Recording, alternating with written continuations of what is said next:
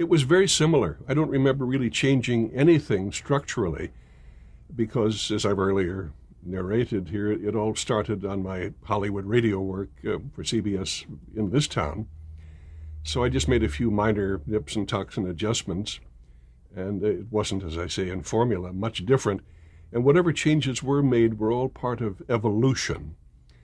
For example, when they finally realized that we were getting so many laughs that it made sense to get me into a better studio, I think the next move was up to, is it 6B in the RCA building? I think it's where Johnny later did his show for years. Milton Berle, I think. Yeah, a lot of the comedy shows, Milton and some of the others. It was a good house for comedy, as I recall.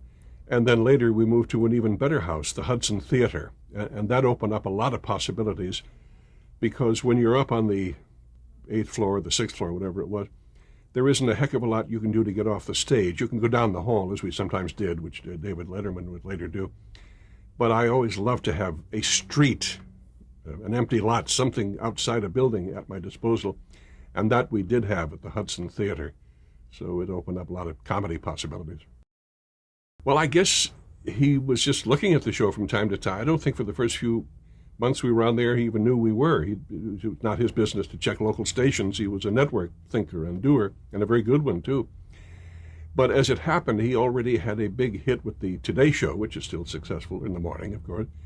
So inevitably, he or some member of the programming department would have thought, oh, how about a late show called The Tonight Show? It's just the opposite end of the calendar, the clock.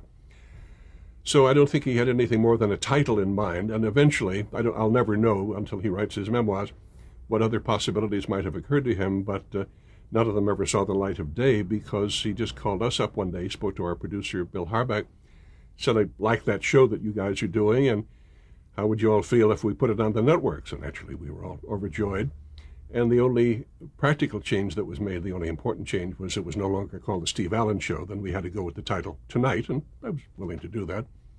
In fact, years later, the full title would be The Tonight Show starring Johnny Carson. End of title. I never thought of that or didn't really give much of a damn if I had. Everybody knew who I was, and they knew it was with Johnny Carson or Donald Duck or Steve Allen or whoever was the host. But it was called Tonight. And only later did the phrase The Tonight Show come to pass.